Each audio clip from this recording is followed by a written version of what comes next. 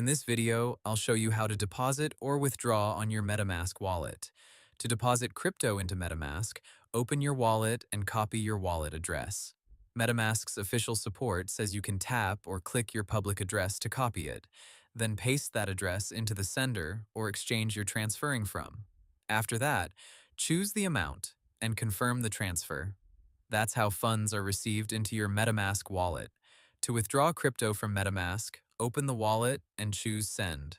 Metamask says you then enter or select the recipient address, choose the token you want to send, review the quote or transaction details, and confirm the transaction.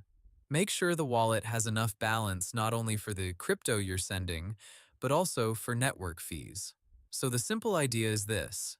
Deposit means receive crypto into your wallet, and withdraw means send crypto out of your wallet.